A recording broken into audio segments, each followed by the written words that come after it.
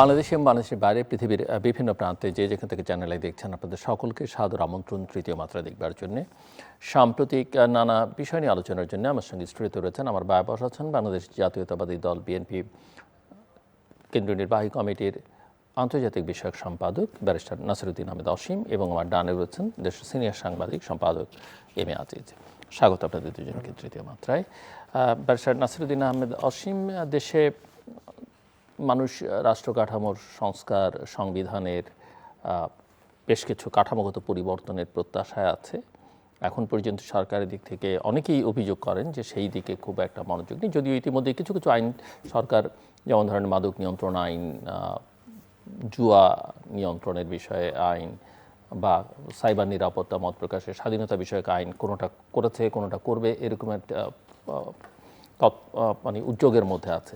তো আমি একটু আপনার কাছ থেকে বুঝতে চাই যে এটা কি স্পষ্ট যে সরকার আসলে কি করতে চাইছে, কি করতে চাইছে না তার অঙ্গীকার অনুযায়ী? ধন্যবাদ আপনাকে। দর্শক যারা দেখছেন, আজিজ ভাই সহ সবাইকে শুভেচ্ছা জানাচ্ছি। আপনার অঙ্গীকারের মধ্যে যা আছে তার বাইরে কিছু করতে পারবো না, কিংবা অঙ্গীকারের মধ্যে যা আছে সেগুলোই আগে করতে হবে। আপনার তো নিডস বেসড সোসাইটি আমাদের, যে কোনটা কখন আমাদের আগে দরকার। আপনি যে কথাটা বলেন যে মাদকের ব্যাপারটাতে যে মৃত্যুদণ্ডের বিষয়টা এসছে, তার মধ্যে আপনার বিভিন্ন আছে। তো এটা কমব্যাট করাটা আপনার সবচেয়ে বড় বিষয়। সে কারণে সরকারের কাছে প্রায়োরিটি এসছে যে আমরা যুব সমাজকে অবক্ষয়ের হাত থেকে রক্ষা করবেন, কিংবা আপনার এই ধরনের অপরাধগুলো এগুলো থেকে মনে করেন যে ছাড় পেয়ে যাচ্ছে কিংবা জামিন পেয়ে যাচ্ছে। এই যে মাত্রাটা, যেটা শাস্তির মাত্রাটা যখন আপনি বাড়াবেন, তখন দেখা গেছে যে এটা ডেটারেন্ট হিসেবে কাজ করে। আপনার পশ্চিমা বিশ্বে দেখা গেছে যে আইনের এই অপরাধ করার প্রবণতাগুলো কমে যায়। তার কারণটা হলো কি? তার কারণটা হলো ওই যে ডেটারেন্ট হিসেবে আপনি যখন কাজ করেন। এখন আপনি বলতে পারেন যে না, ওদের তো অনেক দেশে, তো আপনার যেমন ইউরোপের অনেক দেশে ক্যাপিটাল পানিশমেন্ট নাই। যুক্তরাষ্ট্রের বিভিন্ন অঙ্গরাজ্যে আপনার বিভিন্ন ধরনেরই আছে, কোথাও কোথাও মৃত্যুদণ্ড আছে, আবার কোথাও কোথাও নেই। এখন সেটা হচ্ছে যে আপনার যে ইন্টারন্যাশনাল হিউম্যান রাইটস কনভেনশন, যেটা সেটা অনেকে ফলো করে হয়তো বা দেখা যাচ্ছে মৃত্যুদণ্ড, ক্যাপিটাল পানিশমেন্টটা আপনার রাখেন। ইউরোপের মধ্যে যেমন ব্রিটেনে আমি লেখাপড়া করেছি, সেখানে আপনার মৃত্যুদণ্ড ছিল, কিন্তু মৃত্যুদণ্ডটা তারা রহিত করেছে এই কারণে যে দেখা যাচ্ছে 40 বছর পরে নতুন একটা এভিডেন্স এসছে যে যাকে ফাঁসি দেওয়া হয়েছিল বা যাকে আপনার এক্সিকিউট করা হয়েছিল সে নির্দোষ ছিল, যার কারণে তারা ক্যাপিটাল পানিশমেন্টটা তুলে দিয়েছে। তাদেরও ছিল, কিন্তু তারা কিন্তু আমাদের থেকে অনেক এগিয়ে। আমাদের এই যে ক্রিমিনাল প্রসিডিওর কোডের কথা বলেন, সিভিল প্রসিডিওর বলেন, ক্রিমিনাল প্রসিডিওর বলেন, সব কিছু কিন্তু সেই যে 1908 বলেন, 1860 সাল বলেন, ওটাই কিন্তু এখন আমাদের দেশে বলবৎ আছে। আমাদের মাঝে মাঝে অ্যামেন্ডমেন্ট হয়, কিন্তু আমরা আমাদের মতো করে করতে পারিনি। তার কেন একটা কারণ আমি বলি, ল মেকার যারা হন, সংসদে যারা যান, আইন প্রণেতারা, এটা শুনতে কিন্তু খারাপ শোনা যাবে, কতজন আপনার আইন সম্পর্কে সম্যক ধারণা আছেন? একটা সময় ছিল 70%-এর উপরে। মনে হয় আপনি অনেক এগিয়ে প্রশ্নটা করলেন, কিন্তু আমি প্রশ্ন করতে চাই কতজন তাদের কাজ সম্পর্কে ধারণা আছে? না, আমি তো ও কথাটাই বললাম যে আপনি যে আইন প্রণয়ন করবেন, আইন প্রণয়ন সম্পর্কে কতজনের ধারণা আছে আপনার প্রশ্ন ছিল সেটা। আমার প্রশ্ন ছিল কতজন ওয়াকিবহাল, তাদের আসলে কাজ কি? আমি খুব মানে আপনার কি বলে, মানে এটা লজ্জাজনক, কিন্তু এটা আমাদের যে সংসদীয় গণতন্ত্রের উত্তরণ ঘটেছে 1991 সাল থেকে। একসময় এসেছিল মরহুম শেখ মুজিবুর রহমান সাহেব, তিনি আপনার প্রধানমন্ত্রী ছিলেন, তারপর আবার বাকশাল করলেন, সেটা ভিন্ন প্রসঙ্গ। তার পরবর্তীতে এসে তো আমরা তো একটা শুরু করেছিলাম যাত্রা। সে 91 সাল থেকে যদি আমরা ধরে রাখি, পার্লামেন্টারি ডেমোক্রেসির কথা আমরা বলি, তো সেই জায়গাতে কতটুকু আমরা অবদান রাখতে পেরেছি, কিংবা আপনার সংসদীয় গণতন্ত্রকে আমরা কতটুকু আফুল করেছি কিংবা সামনের দিকে নিয়ে গেছি। আমাদের বর্তমান মাননীয় প্রধানমন্ত্রী, তিনি তো আমি মনে করি যে উদাহরণ তৈরি করেছেন। এই যে আপনি যে কথাটা বললেন যে সংস্কার, উনি নিজেই সংস্কারের একটা সিম্বল। এই যে অফিসে 9টার সময় যাওয়া, এখন মন্ত্রীরা মনে করেন যে আপনার ওই 9টার আগেই পৌঁছাতে হয়। সচিব থেকে আরম্ভ করে ওনাদের যে কর্মকর্তারা থাকেন, তারা মনে করেন যে আগে থেকেই উপস্থিত হন। এই যে পাংচুয়ালিটি, সময়ানুবর্তিতার কথা বলেন আপনি, ডেডিকেশন বলেন, ডিভোশনের কথা বলেন, এই যে একটা সরকারের কাঠামোর, এইটা একটা স্যাংটিটি, এটার জন্য কিন্তু প্রধানমন্ত্রী একটা সিম্বল হয়ে আছেন। এই যে রাস্তায় মনে করেন যে আগে বিরাট একটা বহর থাকতো প্রধানমন্ত্রীর নিরাপত্তার জন্য, সে জায়গায় তো ওনার গাড়ির বহরের সংখ্যা কয়টা? 2, সিগন্যাল আটকানো, আধা ঘন্টা আগে মনে করেন যে আবার আটকিয়ে দিত, ট্রাফিক ব্যবস্থা বলেন, এই প্রত্যেকটা বিষয়ে উনি সিম্বল অফ, আমি বলবো যে কম, উনি এই মেসেজটা থ্রো করছেন। এটার থেকে আমরা অনেকে কিন্তু শিখছি, আমি নিজে শিখছি, অন্যরা শিখছেন, অন্যান্য কর্মকর্তা কর্মচারীরা যারা আছেন প্রজাতন্ত্রে তারাও শিখছেন। এটাও কিন্তু সংস্কারের একটা পার্ট। এইটা যে আপনার লিখিত থাকতে হবে এমন কোনো কথা নেই। আমি তো বললাম যে ডে টু ডে আপনাকে নতুন নতুন এক্সপিরিয়েন্স আপনাকে মুখোমুখি হতে হবে। সেদিক থেকে এখন একটা কথা বলেন যদি, হ্যাঁ ঠিক আছে, কতজন শিখছেন যে সংসদে পার্লামেন্ট সদস্যরা যারা আছেন, আমরা এটা হয়তো এখনও ডেভেলপ করতে পারিনি, কিন্তু আমি মনে করি যে সেটা হবে। মাননীয় প্রধানমন্ত্রী তিনি সংসদে যেভাবে উপস্থিত থাকেন, উনি কখনো আপনার মানে সংসদ যখন থাকেন, ওনার যে ক্যাবিনেট মিটিংও থাকে অনেক সময়, সেটাও দেখা গেছে উনি ওখানে সেরে ফেলেন। মানে যে ইউটিলাইজ কোনো একটা মুহূর্ত কিন্তু উনি অপচয় করছেন না, যতটুকু সম্ভব উনি ইউটিলাইজ করার চেষ্টা করছেন in a best and proper way. এ থেকেও তো মনে করেন যে শিক্ষণীয় আছে। এবং এর পরবর্তীতে হ্যাঁ এখন আপনি বলতে পারেন, আমি মনে করি যে আমরা বিভিন্ন সময় ঘাত প্রতিঘাতের মধ্য দিয়ে আমরা বাধাগ্রস্ত হয়েছি। একটা সময় ছিল যে 60 ভাগের উপরে ব্যবসায়ী, 70 ভাগের উপরে ব্যবসায়ী। ব্যবসায়ী হলে যে আপনি সংসদ সদস্য হতে পারবেন না এমন কোনো কথা নেই, কিন্তু আপনাকে ওই প্র্যাকটিসটা করতে হবে। আপনি যদি এডুকেশনাল কোয়ালিফিকেশন থাকে, আপনি পড়লেই কিন্তু, আমরা কিন্তু বাংলাদেশে মনে করেন যে 18 কোটি মানুষ সবাই কিন্তু ডাক্তার। সর্দি হলে বলে দেবে আপনাকে যে সরিষার তেল পেঁয়াজ মাখা আপনার মুড়ি খান, সবাই কিন্তু এটা বলতে পারে। আমার মনে হয় আপনাকে যে ল ডিগ্রি থাকতেই হবে, লিগ্যাল প্রফেশনাল হতে হবে এমপি হওয়ার জন্য, এমন কোনো কথা নেই। যুক্তরাজ্যে এখনও মনে করেন যে বেশিরভাগ আপনার হাউস অফ কমন্সের মেম্বার লয়াররা। তার পরবর্তীতে যেটা হচ্ছে সেটা হচ্ছে যে জিপি, ডাক্তার। কেন? ডাক্তারদের সোশ্যাল কন্ট্যাক্টটা সবচেয়ে বেশি তার কনস্টিটিউয়েন্টদের সঙ্গে, যার কারণে আইনজীবীদের পরে দেখা গেছে যে ডাক্তাররা ওখানে হাউস অফ কমন্সের মেম্বার বেশি। এটা ডিপেন্ড করে এক একটা দেশের আর্থসামাজিক অবকাঠামো বলেন, তাই না, সোশিও ইকোনমিক আমরা যেটাকে বলি, সব কিছু মিলেই আমাদের দেশেও আমি মনে করি যে এটা আস্তে আস্তে যদি পায়াস উইশটা আপনার থাকে যে হ্যাঁ আমি এই প্রসেসটা এটাকে আমি ওভাবে ডেভেলপ করব, সামনের দিকে নিশ্চয়ই আমি মনে করি যে প্রধানমন্ত্রী যদি সবাইকে তাগিদ দেন যে আপনারা লেখাপড়া করে আসবেন, ক্লাস নেবেন এমপিদের, আমি মনে করি যে কন্ট্রিবিউটটা করতে পারবেন। কতগুলো অ্যামেন্ডমেন্ট হয়েছে, আমি ক্রিমিনাল প্রসিডিউর কোডের কথা বলছি 1908 সালে, কয়টা অ্যামেন্ডমেন্ট হয়েছে, কতগুলো ধারা অ্যামেন্ডমেন্ট হয়েছে, আমরা সেই এখনও একই জিনিস ফলো করছি। কিন্তু এতটা বছর পরে আপনার সেই এত সালের আগে এই আইন ছিল, এখন সেটা অ্যাপ্লিকেবল কিনা, সেটার অ্যামেন্ডমেন্ট করার জন্য এই কন্ট্রিবিউশনটা রাখবেন কারা? So mister M A Aziz, এই যে সংবিধান সংস্কার, সাইবার আইন, মাদক নিয়ন্ত্রণ আইন, অ্যান্টাই গ্যাম্বলিং আইন বা শ্রমিকের অধিকার, যে কোনো বিষয় নিয়ে আইন করার সব ক্ষেত্রে একটা সাধারণ প্রশ্ন আসছে যে রাষ্ট্র কি আসলে নাগরিককে সেবা এবং সুরক্ষা দিতে চায় নাকি সে নিয়ন্ত্রণের ক্ষমতা বাড়াতে চায়? ধন্যবাদ। অঙ্গীকার তার যাই থাকুক না কেন, বিশেষ করে সরকারের। ব্যারিস্টার অসীম এবং দর্শক শ্রোতা, দেখেন জনগণ কিন্তু সংস্কার চায়। অভ্যুত্থান হয়েছিল, অভ্যুত্থানে ফেসিবাদের বিলোপ ছিল। যখন রাজনৈতিক দলগুলি পর্দার অন্তরাল থেকে নেমেছে তখন কিন্তু ফেসিবাদের বিলোপ। ফেসিবাদের বিলোপ মানে মানবিক বাংলাদেশ নাই বা বললাম, গণতন্ত্র, আইনের শাসন, সুশাসন, এটা কিন্তু দাবি 71 সাল থেকেও একই আইডেন্টিক্যাল দাবি ছিল, 90 বলেন, 24 বলেন। তো এখন এটা আছে, কিন্তু প্রথম দিকে বিএনপি বরাবর বলছে যে আমরা যেটা স্বাক্ষর করেছি সেটা আমরা অক্ষর অক্ষরে পালন করবো, অর্থাৎ নোট অফ ডিসেন্ট সহ। এখন কিন্তু বলে সবটাই অক্ষর অক্ষরে পালন করবে।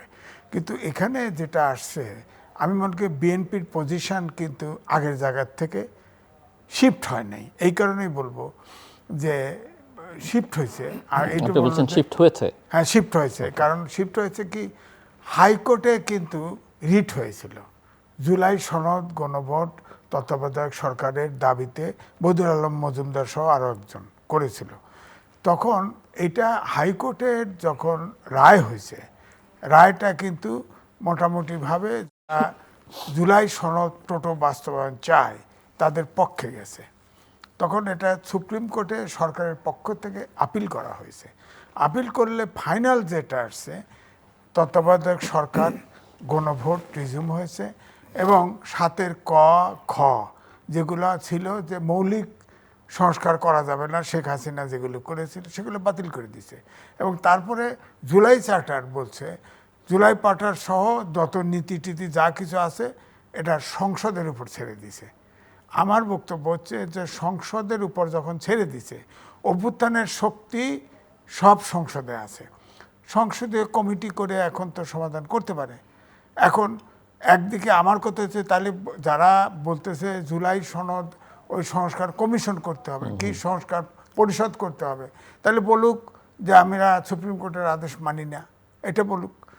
আমার কথা হচ্ছে অভ্যুত্থানের শক্তি আপনারা একবার কমিটি করতে চাইছে, ধরেন এটা তো একটা ইগো আছেই, বলা হয় যে 70% মানে 69%, 69 সামথিং পাইছে এবং বিএনপি জোট সহ 56% পাইছে। এটা যদি বিয়োগ করেন তাহলে 2/3 মেজরিটি নিয়ে তো বিএনপি সরকারে আছে, তাহলে বাকি কি ওই ভোট বাস্তবায়ন করার জন্য বিএনপি কাজ করবে? 2/3 মেজরিটি নিয়ে জনগণ তো তাদেরকে রাইট দিছে। সুতরাং তারপরও আমি বলবো সংস্কার দরকার, কারণ আইনের শাসন সুশাসন দরকার। কিন্তু আমার কথা হচ্ছে সুপ্রিম কোর্টের রায়টা অনুসরণ করে ফেললেই তো হয়, সেটা তো সর্বোচ্চ সবার জন্য। এটা অনেকটা সুপ্রিম কোর্টের রায় মানব না আমরা, এখন সংসদের কমিটি করবে। এর আগেই এই রায়ের আগেই কমিটি করার প্রস্তাব দিয়েছিল বিএনপির তরফ থেকে, তখন বলা হয়েছিল কমিটি করেন, জামাতের আমির বলছিল 50-50 রাখেন। 50-50 রাখবে কি করে? 2/3 মেজরিটি আর 80টা 2/3 রাখবে, হলো না। এরপরে কারণ গেল না এই কারণেই যে আমরা যদি সংসদীয় কমিটিতে 7 জন আর 5 জন রাখলো, যে 5 জন মাইনরিটি, তাহলে ভোটে যদি আউট করে দেয়, এই কারণে গেল না। তা আমার কথা হচ্ছে যে আপনি কমিটি যে ফর্মেই হোক কমিটি করুক, 5 জন করুক, ধরেন বিএনপি অপোজিশন থেকে 5 জন রাখুক আর 7 জন তারা যদি রাখে, আপনি যদি বলেন যে জুলাই সনদের এইসব জায়গায় বিএনপি মানছে না, আপনি জনগণের কাছে আসে বলেন, আমরা তার পক্ষে থাকব, সে জায়গায় যাচ্ছে না। কারণ আমার ধারণা হচ্ছে জুলাই সনদটা এখন মাইলেজ পাওয়ার দাবি, অর্থাৎ জনগণকে কনফিউজ করা। জনগণ কিন্তু এত কিছু বোঝে না, এটাও ঠিক যে জুলাই সনদ বাস্তবায়ন করে না, সংস্কার বিএনপি চায় না, এই কথা কয়ে তাদের একটা সম্ভাবনা অর্থাৎ মাইলেজ পাওয়ার চেষ্টা করা। হ্যাঁ, আমার কাছে এটা মনে হচ্ছে সমস্যার সমাধান। একটা প্রশ্ন যে নতুন সরকারের এই যে সূচনায় আমরা যদি একটু সুশাসন শব্দটা আপনি উচ্চারণ করা, আমার মনে হলো যে সুশাসনের দিক থেকে তার অগ্রগতি যদি বিচার করতে চাই, নাগরিকদের কোন 3টে, আমি যদি খুব নাও বাড়াই, সূচকের দিকে তাকানো উচিত, যে বা আপনি কি বলবেন?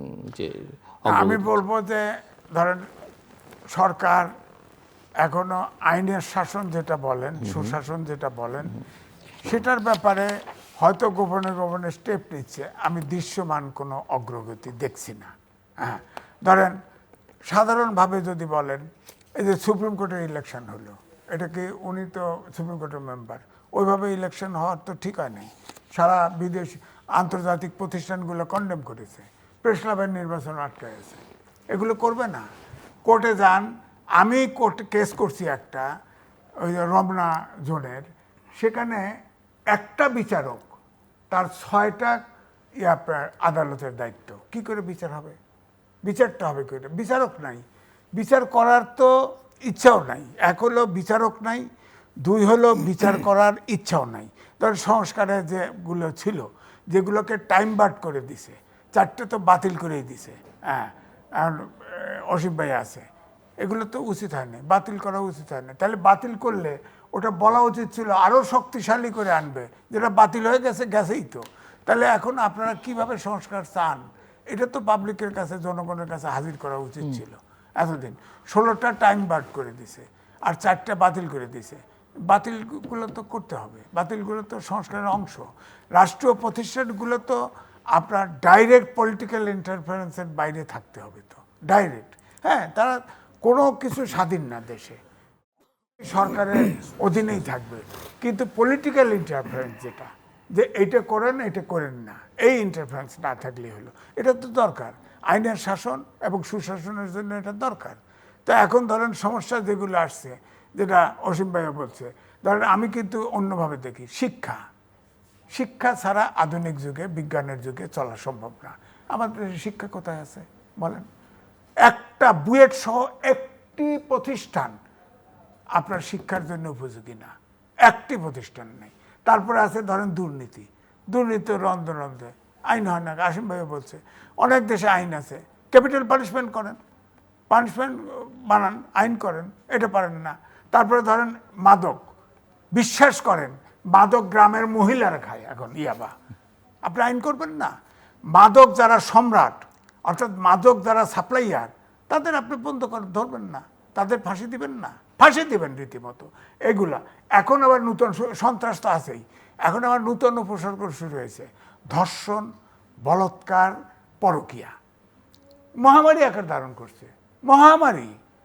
এটা তো আমার তো মনে হয় চাঁদাবাজি, দুর্নীতি, আপনার শিক্ষার সমস্যার থেকেও এইটার সমস্যা বেশি হয়ে দাঁড়াইছে। তা আপনি আইন করবেন না। এখন ইসলামে আছে যে বলছে না, আব্দুল্লাহ মোহাম্মদ তাহের, তিনি বলছেন, একজন সাংবাদিক জিজ্ঞেস করছে, কয় না ধর্ষণের চেয়ে বলৎকার ভালো। হ্যাঁ বলেন, একজন জামাতের পক্ষে কথা বলে, সে কয় যে এই যে ইয়াতে মাদ্রাসায় যে বলৎকার হয়, হ্যাঁ ধর্ষণ হয়, এটা শাস্তি। হ্যাঁ এটা শাস্তি, বড় শাস্তি না, যে কি, যে 12 ওয়াক্ত নামাজ পড়লেই গুনাহ মাফ হয়ে যায়। সুতরাং এটা তো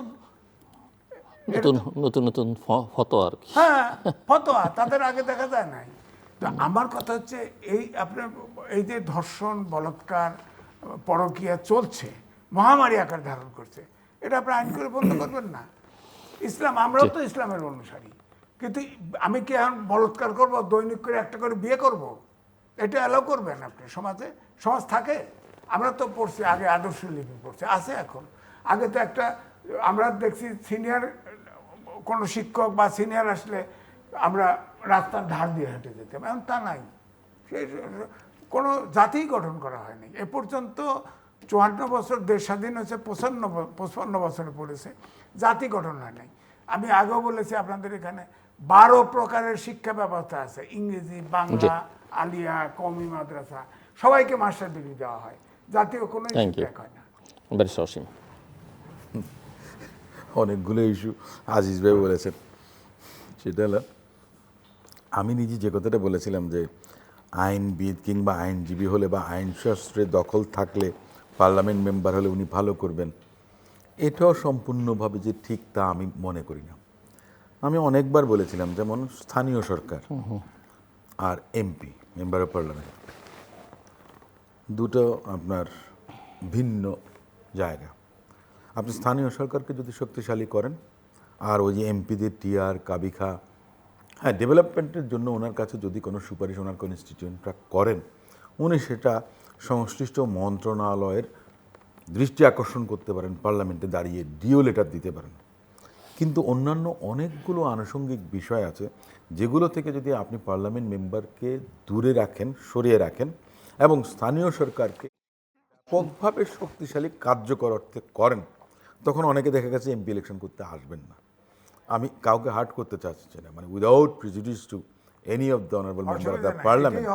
কিন্তু আমি বলছি, এটা কেন আমি বলছি, দেখেন ইউকেতে, লন্ডনে, গ্রেটার লন্ডনে আগে এক সময় ছিল মেয়র ইলেক্টেড হতেন, কিন্তু ওই মেয়রের খুব একটা বেশি ক্ষমতা ছিল না।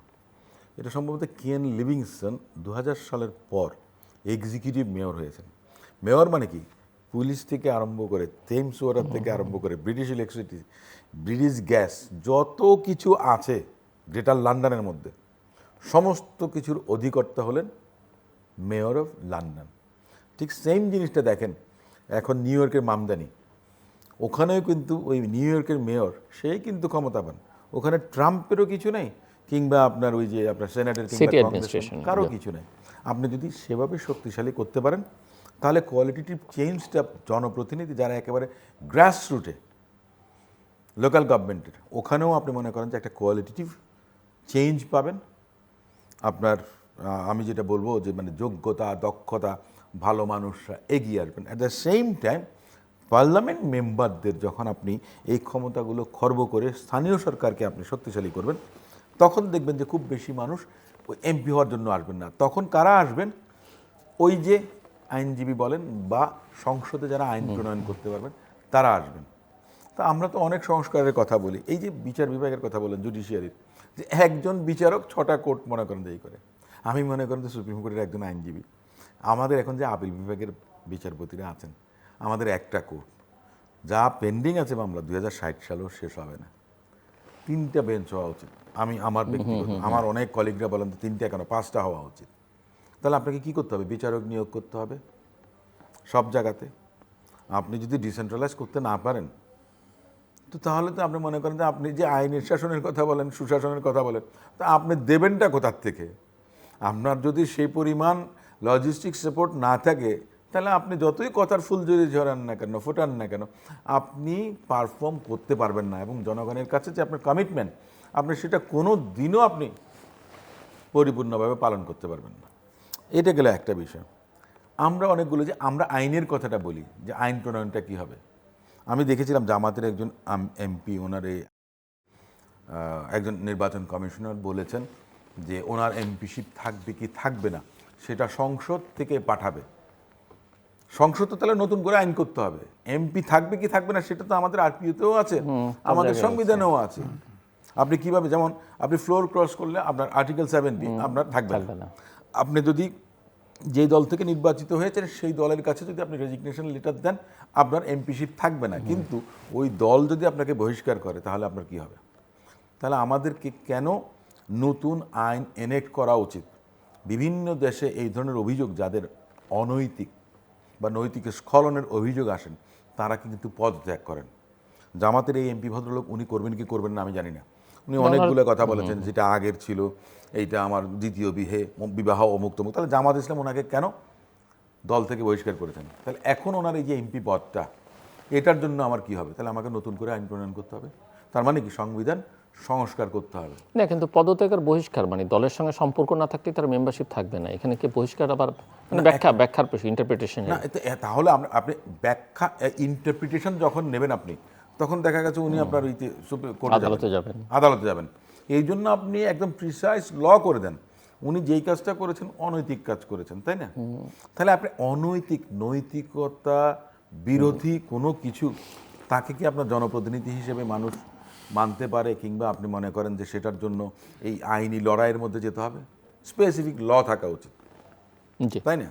আমি এখন এই জায়গায় বসে আপনাকে গালি দিব আর আমি পার পেয়ে যাব, এটা তো হতে পারে না। কিংবা আপনি আমাকে মেলাইন করবেন, কিন্তু এই বিচারটা আমরা এখানে পাবো না। কিন্তু এটার জন্য যখন আপনার একটা স্পেসিফিক রুল ফ্রেম করা থাকবে, আমি যখন জানবো, আপনি যখন জানবেন, তাহলে আমরা কেউ কারো বাউন্ডারি আমরা ক্রস করব না, আমাদের লিমিটের মধ্যে আমরা থাকবো, তাই না?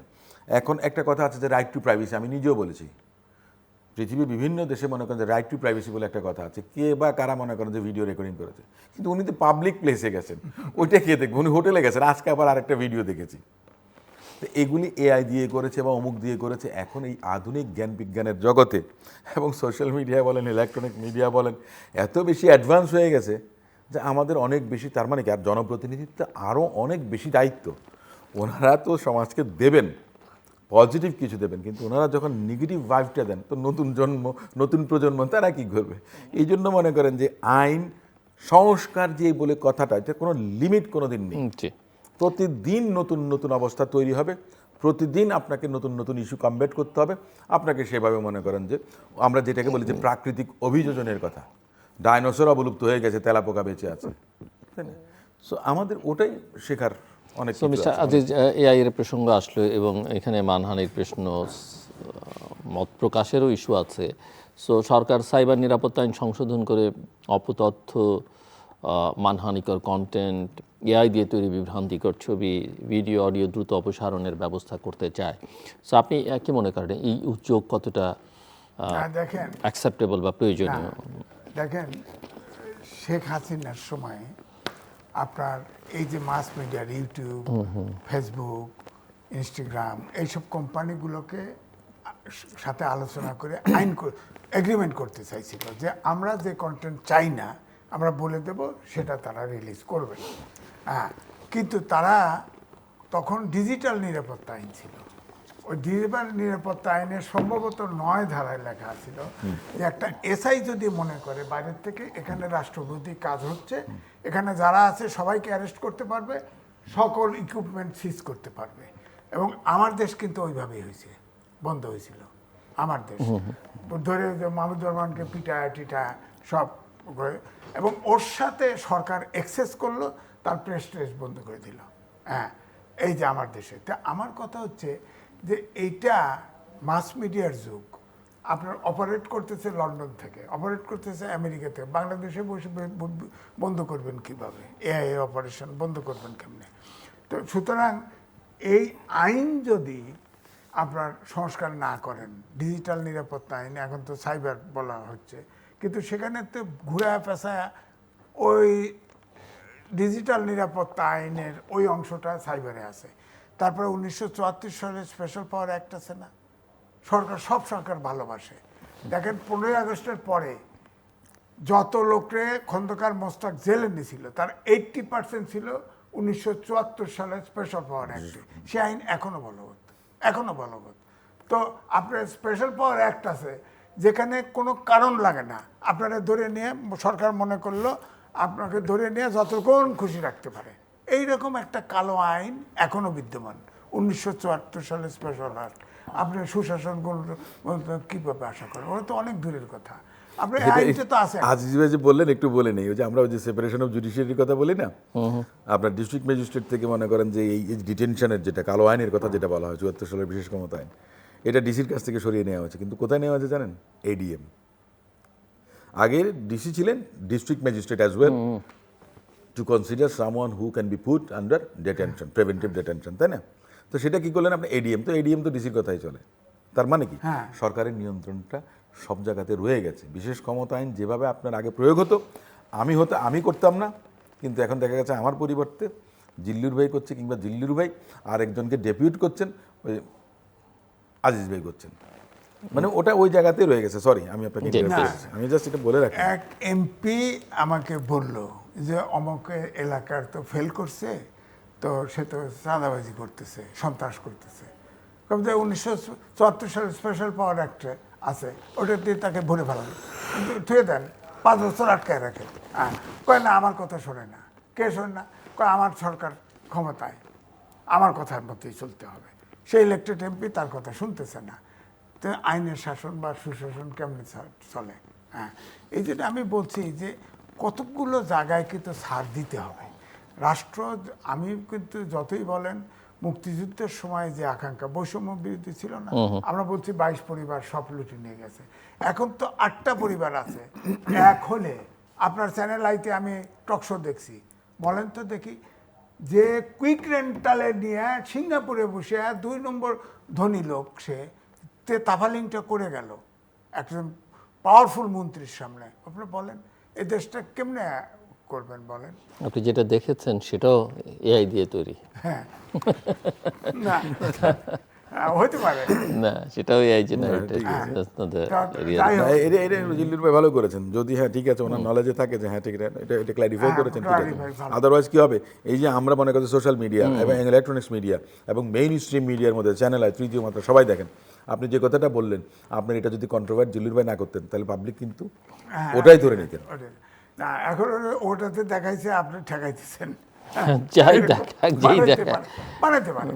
তা আমার কথা হচ্ছে যে আপনি যদি এইরকম যতক্ষণ পর্যন্ত এই মাস মিডিয়া যারা চালায় তাদের সাথে এগ্রিমেন্ট না করতে পারেন, ততক্ষণ পর্যন্ত এটা হবে। আপনি কয়টা চেক করবেন, এআই দিয়ে করা না করা না? সেটা ঠিক আছে। সুতরাং তাদের সাথে এগ্রিমেন্ট করতে হবে, এবং তাদের সাথে এগ্রিমেন্ট করতে হলেই আইনের শাসন সুশাসন লাগবে, তাছাড়া তারা এগ্রিমেন্টে আসবে না। তখন তাদের বলে আবার এখন আবার এই আলোচনা হচ্ছে যে ফ্যাক্ট চেকিং যারা করেন তারাও আবার বিভিন্ন দলের বিভিন্ন রাজনীতির সঙ্গে সম্পর্কিত, তারা ওই বিবেচনা থেকে অনেক কিছু করে একটা না।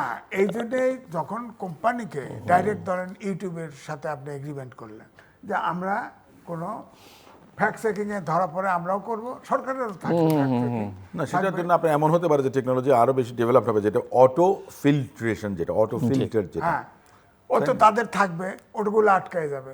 ধরেন এই যে আপনার প্রোগ্রাম বললেন এআই দিয়ে করা, এটা আটকায় যাবে, যাবে না। তো ওই এগ্রিমেন্টে কোম্পানি যারা এটাকে অপারেট করতেছে ওই জায়গায় যদি আপনি এগ্রিমেন্ট না করতে পারেন, এবং ওই জায়গায় এগ্রিমেন্ট করতে গেলেই আমি যে উদাহরণ দিলাম, আপনার আইন তাদেরকে, তারা কোনো রিস্কে আসবে না, তারা রিস্কে আসবে না।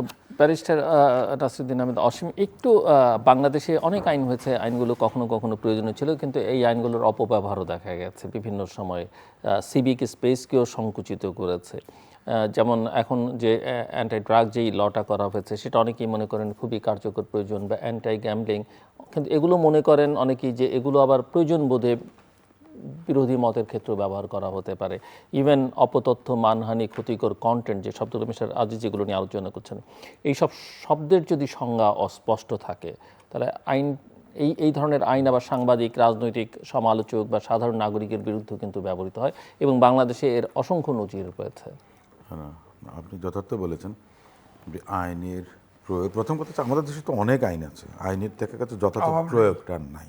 একটা হলো যেটা প্রসিকিউশন কেন ফেল করে, দেখা গেছে যে আইন প্রয়োগকারী সংস্থা বলেন, তদন্তকারী সংস্থা বলেন, আপনার ইনিশিয়ালি যেখান থেকে শুরু হয় ম্যাজিস্ট্রেট কোর্ট, তারপরে মনে করে যে জাজেস কোর্ট, সেখানে দেখা গেছে যে দক্ষ প্রসিকিউটর কিংবা যারা এর সঙ্গে জড়িত থাকেন, ফরেন্সিক এভিডেন্স দেওয়া বা অমুক করা তমুক করা, এই সমস্ত বিষয়ে দেখা গেছে যে পর্যাপ্ত পরিমাণ নলেজ যদি না থাকে তখন দেখা যাচ্ছে প্রসিকিউশন ফেল করে। আইন থাকলেও, আইন প্রয়োগকারী সংস্থা সব কিছু ঠিক আছে, কিন্তু আপনি যদি ঠিকমতো উপস্থাপন করতে না পারেন তখন প্রসিকিউশন ফেল করে। কতগুলো আপনি দেখেন মামলাতে আপনার ডিসিশন হয়, ম্যাক্সিমামটা কিন্তু ফেল করে।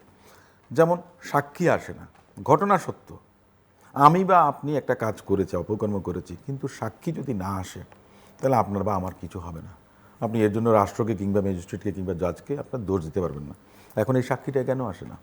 আপনি তাকে পর্যাপ্ত নিরাপত্তা দিতে পারেন না, কারণ যারা এই অপরাধটা করেছে তাদের অনেক বড় সিন্ডিকেট থাকে, তাদের ভয়ে আপনি আসতে পারতেন না। তাহলে আপনার অনেকগুলো বিষয় এখানে জড়িত আছে। এখন কথাটা হচ্ছে যে এই যে প্রয়োগের কথা বললাম আমরা, যে প্রয়োগটা হচ্ছে না, হলেও যথাযথভাবে করা যাচ্ছে না। আরেকটা হচ্ছে যে অপপ্রয়োগ, আপনি যে কথা বলেন অ্যান্টি ড্রাগের যে ইতে হচ্ছে যে মৃত্যুদণ্ডের বিষয়টা এসছে, আমার দুনিয়ার ব্যারিস্টার সম্রাট সে লিখেছেন যে দিয়েছেন ভালো কথা, এটা আমি সাপোর্ট করি, কিন্তু অ্যাট দ্য সেম টাইম যেই সমস্ত পুলিশ অফিসার, তদন্তকারী কর্মকর্তা, এফআইআর যিনি করেছেন, তদন্ত যিনি করেছেন, কোনো কারণে যদি কখনো এটা প্রমাণিত হয় যে এটা ফলস, যেমন শেখ হাসিনার আমলের সময় দেখা গেছে যে অনেক বিরোধী রাজনৈতিক নেতা, মানে কর্মীদের বিশেষ করে ইয়াবা পকেটে ঢুকিয়ে দিয়ে আপনার হেয় করা হয়েছে। আপনাকে বলেন মানে কি যে আমাদের নেত্রী, প্রয়াত দেশনেত্রী বেগম খালেদা জিয়ার বাসা থেকে যেই কাজ করেছে, এবং সেখানে মতো অনেক সাংবাদিকও জড়িত ছিলেন, খুব উৎফুল্লভাবে আপনার মনে করেন যে নিউজ স্টোরি তৈরি করেছেন। এই যে একজন মানুষের, মানে মহিষী একজন নারীর, যিনি গণতন্ত্রের জন্য লড়াই করেছেন, সংগ্রাম করেছেন, তার ক্যারেক্টার অ্যাসাসিনেশনের জন্য যারা এই কাজগুলো করেছে, তার মধ্যে তো পুলিশরা, আইন প্রয়োগকারী সংস্থা তো জড়িত ছিলেন, অনেক সাংবাদিকরা জড়িত ছিলেন। তাহলে আপনাকে তাদেরও সে আইনের আওতায় আনা যায়। আপনি যদি এই যে ব্যালেন্স এবং কনভিনিয়েন্স অ্যান্ড ইনকনভিনিয়েন্স, আসামির জন্য যেমন ঠিক তেমনই এই আসামিকে যে আপনার ফাঁসানো হচ্ছে না, এবং এই ফাঁসানোর বিষয়টা যদি কখনো আপনার আসে, তাহলে তার বিরুদ্ধে সর্বোচ্চ ক্যাপিটাল পানিশমেন্ট তাহলে হতে হবে। কারণ আমাকে ধরে যদি এখন মনে করেন যে 10,000 পিস বা 20,000 পিস বা এত গ্রাম এইসব দিয়ে যদি মনে করেন যে ধরিয়ে দেয়, তাই না, তো তাহলে আমি মনে করেন যে হাউ কুড আই এসকেপ মাই, এই জন্য আপনার ওভাবেই হওয়া উচিত।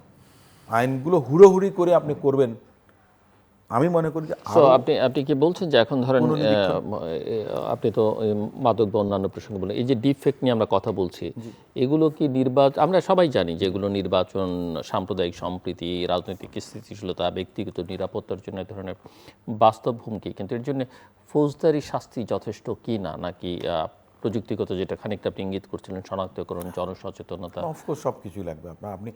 আপনি এটা তো আমি মনে করি যে এটা অনেক বড় রিফর্মের বিষয়, কিন্তু আপনি যে শুধু যে আইন করবেন, কিন্তু আইনের যে প্রয়োগটা আপনি কিভাবে করবেন, আপনার আইন আছে আমার, কিন্তু আমার প্রসিডিউর যদি আমি ঠিক করতে না পারি, পেনাল স্যাংশন থাকলো যে এইটা কাজ করলে 10 বছর, এইটা করলে মৃত্যুদণ্ড, এই স্যাংশনটাকে আপনি ফুলফিল করার জন্য আপনার প্রসিডিউরটা লাগবে। কিন্তু আপনি এই প্রসিডিউরাল যে সমস্ত এররগুলো রয়ে গেছে, মিস্টেকগুলো যেগুলো রয়ে গেছে, লেকুনা যেগুলো রয়ে গেছে, আপনি যদি সেটা ফুলফিল করতে না পারেন, আপনি তো তাহলে আমি যেটা বলবো, আপনার ওই আইন করার কোনো নেই, যথার্থতা নাই। কারণ আপনার আইনের এইটা কারণটা কি, ডেটারেন্ট হিসেবে তো করবেন আপনি।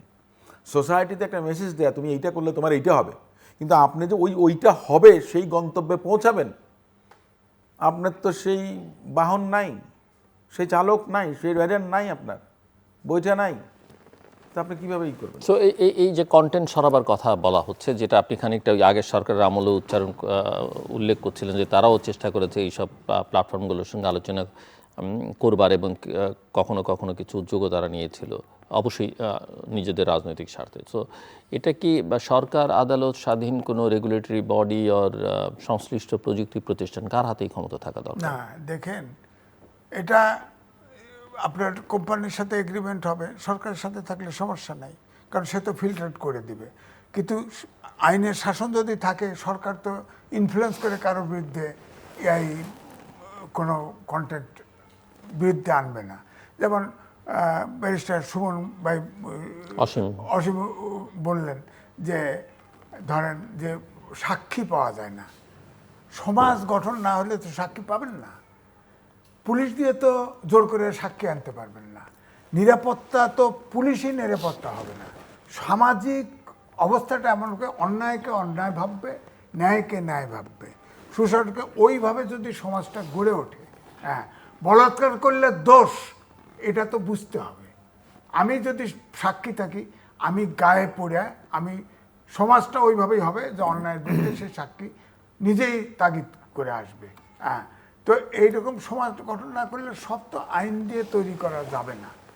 এই সাংবাদিক হিসেবে আরেকটা প্রশ্ন, এই যে ব্যারিস্টার অসীম উল্লেখ করছিলেন বেগম খালেদা জিয়ার বাড়ি থেকে বের করা, তিনি পুলিশের প্রসঙ্গ টানেন, সাংবাদিকদের প্রশ্ন টেনেছেন। সো ব্যক্তির যে সম্মান এবং নিরাপত্তা, সেটা রক্ষার প্রয়োজনে মত প্রকাশ এবং সংবাদ মাধ্যমের স্বাধীনতা, এর মধ্যে ভারসাম্য আসলে কীভাবে করা যাবে?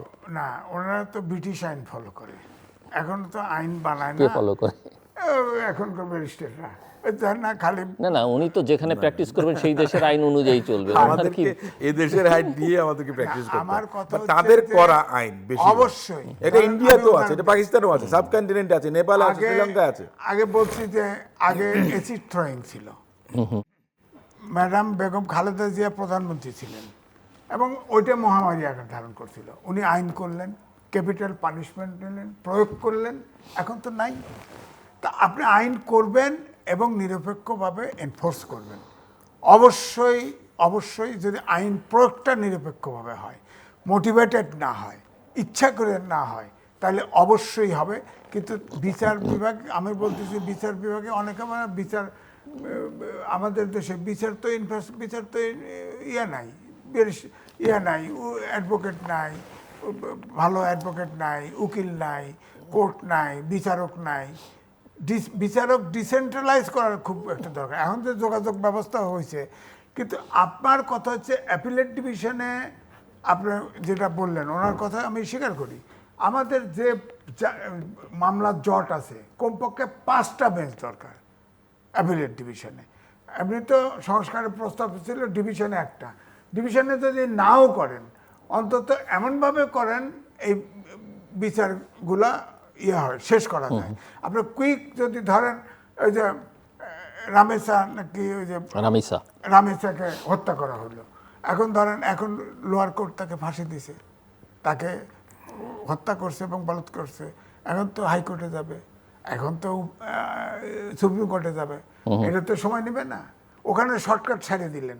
আমার কথাটা আইন করেন যে সোজা সোজা পরিষ্কার নিরপেক্ষভাবে তদন্ত হবে, নিরপেক্ষভাবে বিচার হবে, মানে আইনের শাসন সুশাসন যা বলে সোজা দ্রুত একটা টাইম ফিক্সড, সব জায়গায় স্পেশাল কোর্ট থাকবে, হাইকোর্টে থাকবে, হ্যাঁ তাকে আপিলের সুযোগ দেন, সুপ্রিম কোর্টে থাকবে, স্পেশাল বেঞ্চ থাকবে, প্রত্যেকটা বেঞ্চ 7 দিন বা 10 দিন। অসীম ভাইকে সুযোগ দেবে না, আমার মাথা ধরেছে আজকে সুযোগ দেন, অমুক সমস্যা টাইম দেন, নো টাইম ফিক্সড, 15 দিন করে দিল, তারপরে যা এক্সিকিউট করে দেন, সোজা করা, সব ট্রাইব্যুনালের মতো বিচার। আসলে তখন আপনার এই যে একজন পুলিশ বড় কর্মকর্তা লিফটে উঠছে, আমাকে চেনার পরে আপনি কেমন আছেন, আমাকে জিজ্ঞেস করলো, ভালো আছি, আপনি কোথায় আছেন, বললো জায়গার নাম, তো ভালোই আছেন, ভালোই আছেন, আপনাকে সাহস নিয়ে একটা কথা বলবো, বললেন। হ্যাঁ, সিনিয়র যা বলে তদন্ত রিপোর্ট তাই হয়, সেই অনুযায়ী বিচারও তাই হয়। তো এই জায়গার থেকে তো বেরিয়ে আসতে হবে, নাহলে তো হবে না। সো ব্যারিস্টার অসীম, এই ধরনের আইন পাশ করার জন্য সংসদই কি যথেষ্ট কিনা? আইন পাশ করার জন্য সংসদ যথেষ্ট, কিন্তু আইনটা শুধু সংসদের মধ্যে আলোচনাই যথেষ্ট কিনা, নাকি এর বাইরে সাংবাদিক, প্রযুক্তিবিদ, মানবাধিকার কর্মী, ব্যবসায়ী, নাগরিক সমাজ সবার সঙ্গে একটা উন্মুক্ত আলোচনা করা দরকার, কি মনে হয়? প্রত্যেকটা নাগরিকই কিন্তু স্টেক হোল্ডার।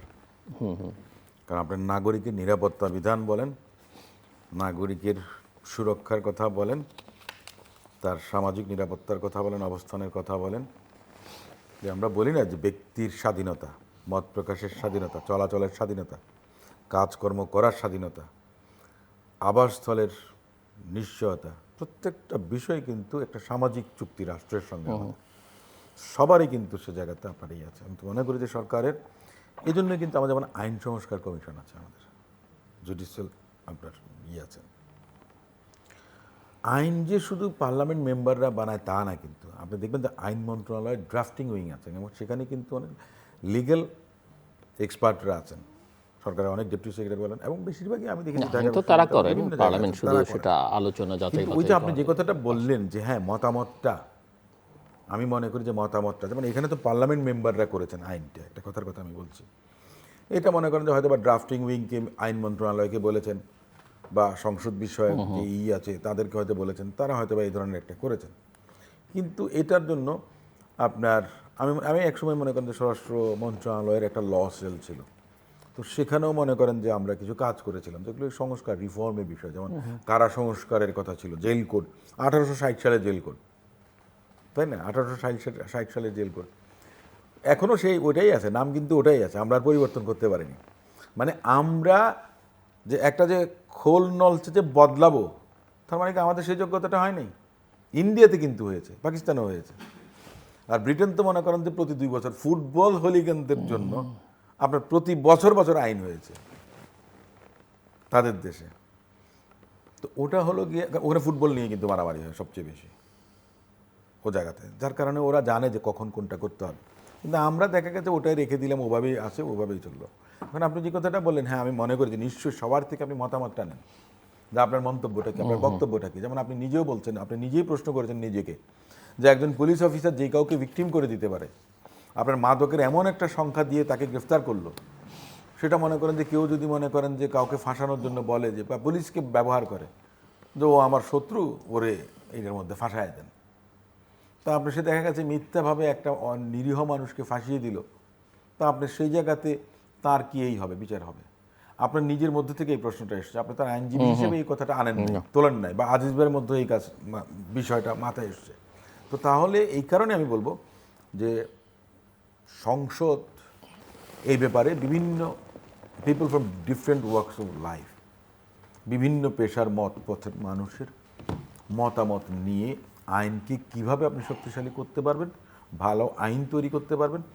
যে আজিজ ভাই যে কথাটা বললেন, আমি আমার নেত্রী মরহুম বেগম খালেদা জিয়া 91-এ যখন ক্ষমতায় এসেছিলেন, সে সময় সন্ত্রাস বিরোধী আইন, এই যে সেরাটনের পরে আলাদা করছে, না operation cleaner, that is different. ওটা গেলে হয়তো অনেকে বলবে যে এক্সট্রা জুডিশিয়াল, আপনি কি সেটা সাপোর্ট করেন? That is different thing.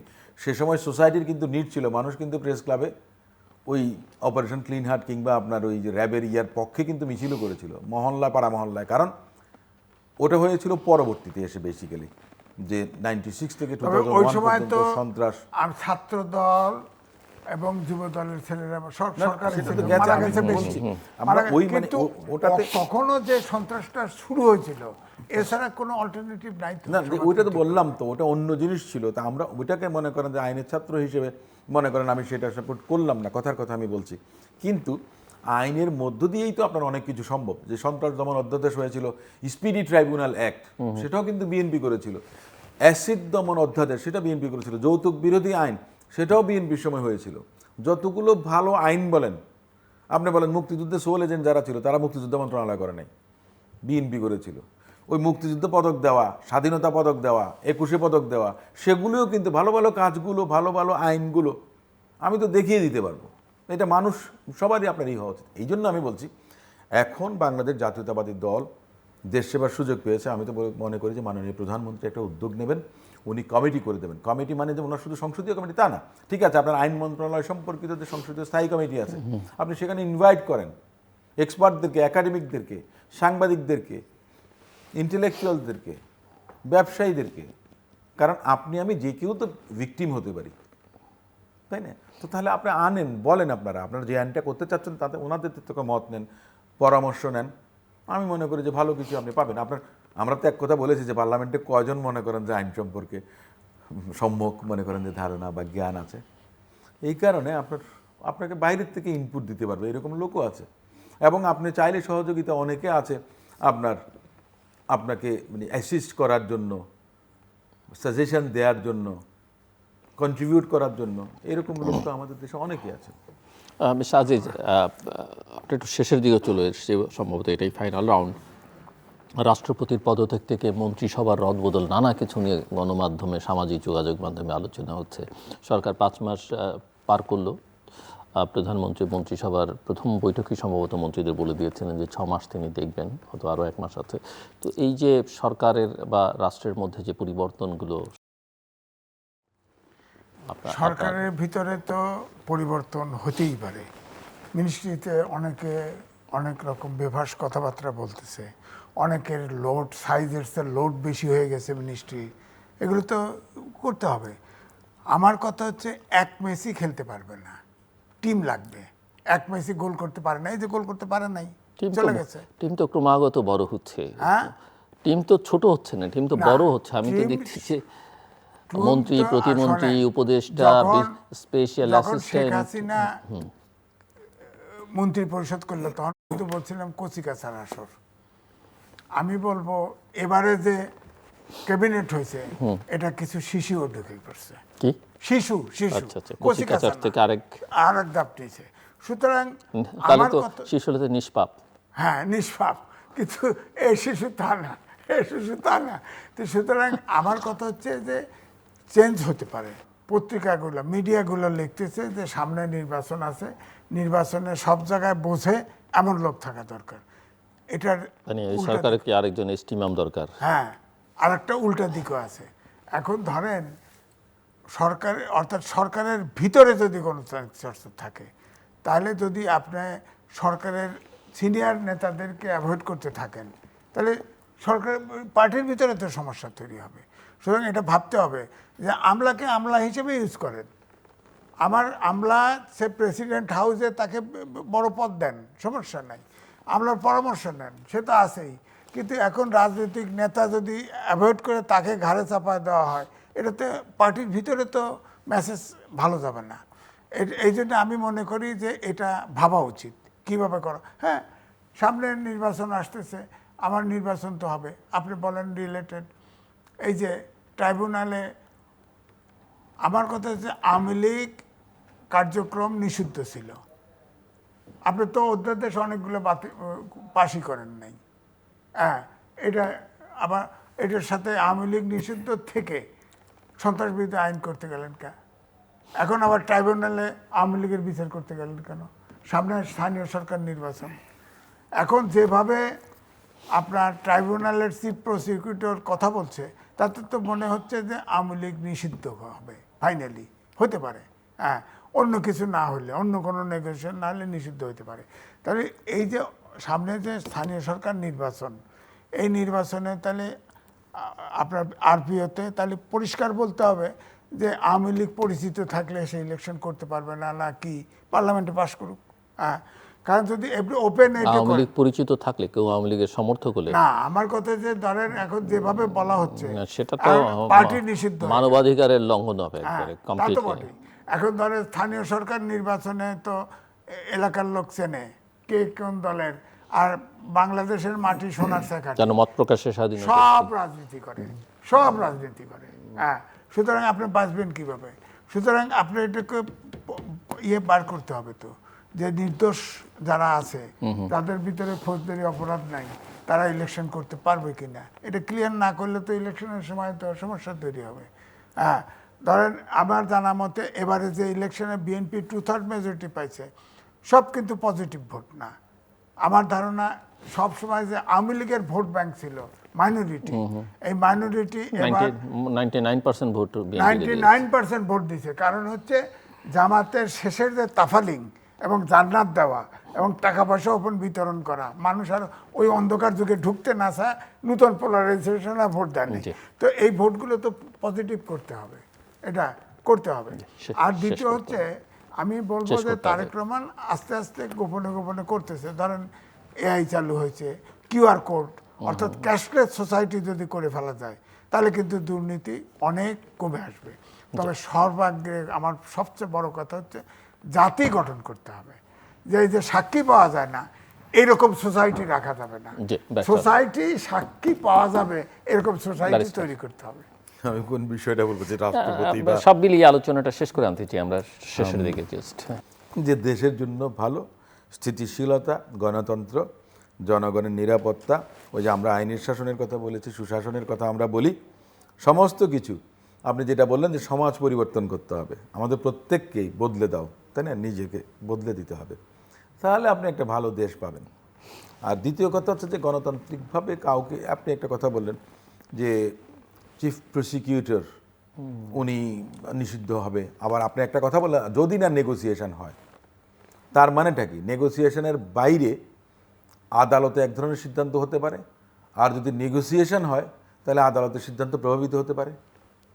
এটা কিন্তু আমাদের জন্য ক্ষতিকর। তার মানেটা কি? আপনি আইনের শাসন পুরোপুরি নিজেও বিশ্বাস করতে পারছেন না। না, এরকমও আছে যে বা একটা কথা বলতে পারেন যে আদালত পর্যন্ত গড়ানো, সেটাও আবার রাজনৈতিক সিদ্ধান্ত দিলে সেটাও তো আলোচনা। আইনে যদি কেউ নিষিদ্ধ হয় কিংবা কারো যদি ফাঁসি হয় এবং যথাযথ প্রক্রিয়া অনুসরণের পর যদি আইনগত কোনো সিদ্ধান্ত হয়, তাহলে কি আপনি বলবেন যে নেগোসিয়েশন করে আপনি সেটাকে উল্টাই দেবেন? এটা একটা বিষয়, নিশ্চয়ই আমরা সেটা সমর্থন করতে পারি না। কিন্তু আপনি যদি বলেন যে না, বৃহত্তর রেকনসিলিয়েশনের বিষয়টা ভিন্ন বিষয়, না, সেটা শেষ করতে হবে। বিচারই হতে। এখন আমি বলছি তো রেকনসিলিয়েশন তো আমি বলি না যে আপনি এখন করবেন, আমি বলছি না, আপনাকে আগামী দিনেও তো মনে করেন যে পথটা খোলা রাখতে হবে। ওই যে আমরা বললাম যে আপনি তো বলেছেন যে সব কি বিএনপির ভোট, আমি নিজেও মনে করি না কখনো। বিএনপির ভোট কত পার্সেন্ট, আওয়ামী লীগের ভোট কত পার্সেন্ট, আওয়ামী লীগের যারা মনে করেন যে পারপেট্রেটর ছিল, ক্রিমিনাল অ্যাক্টিভিটিসের সঙ্গে যারা ছিল, অ্যাট্রোসিটিসের সঙ্গে যারা ছিল, তারা বাদে তো কিছু মানুষ তো সমাজে রয়ে গেছে। আপনি কিন্তু তার বদলাইতে পারবেন না, আপনি তার চেহারা বদলাই দিতে পারবেন মেরে, কিন্তু তার ভিতরে মনটা বদলাতে পারবেন না। এই কারণেই বলছি, গোপালগঞ্জের থেকে কি আমার কোনো ছোট ভাইরা বন্ধুরা এমপি হবেন তারা কোনোদিন ভেবেছিল? কখনো ভাবেনি। কিন্তু অবস্থাটা এমন যে তারাও দেখা গেছে আওয়ামী লীগের ভোট পেয়েছে। আমি বলছি এটা, আমি তাদেরকে আন্ডারমাইন করছি। ধন্যবাদ। আর দর্শক অনুষ্ঠানের শেষ প্রান্তে আমরা সামাজিক যোগাযোগ মাধ্যম ফেসবুক, এক্স এবং ইউটিউবে তৃতীয় মাত্রা লাইভ স্ট্রিম হচ্ছে আপনারা দেখতে পারেন। টেলিভিশনের পর্দায় দেখতে না পারলে যে কোনো সময় যে কোনো স্থান থেকে ইউটিউবে তৃতীয় মাত্রা চ্যানেলটি সাবস্ক্রাইব করে এই পর্ব বা পুরোনো পর্বগুলো আপনারা দেখতে পারেন। মিস্টার এম আজিজ এবং ব্যারিস্টার নাসিরুদ্দিন আহমেদ দর্শক অসংখ্য ধন্যবাদ এই আলোচনা অংশ নেবার জন্য।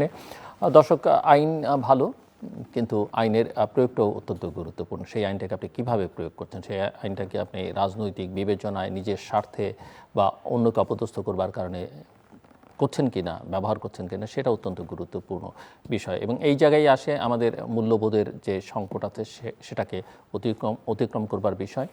একই সঙ্গে আমাদের স্বচ্ছতা, জবাবদিহিতা, আইনের শাসন, সুশাসন, এই প্রসঙ্গগুলো অত্যন্ত গুরুত্বপূর্ণ। আমরা আশা করব যে সরকার যদিও নতুন, কিছু কিছু ব্যত্যয় বিচ্যুতি তার মধ্যেও আছে, আলোচনা অতিথিরা করছিলেন, কিন্তু এগুলোকে কাটিয়ে উঠবার চেষ্টাটা থাকতে হবে, আন্তরিক চেষ্টা থাকতে হবে, এবং ধীরে ধীরে যে আপনি এগুচ্ছেন সেটা কিন্তু মানুষকে বুঝতে দিতে হবে। আর না হলে আগে যেখানে ছিলাম সেই তিমিরে আমরা যাব, এবং সেগুলো কারোর জন্য হয়তো কল্যাণকর হবে না। আমাদের সঙ্গে থাকবার জন্য অসংখ্য ধন্যবাদ। আপনাদের সবার জন্য শুভকামনা।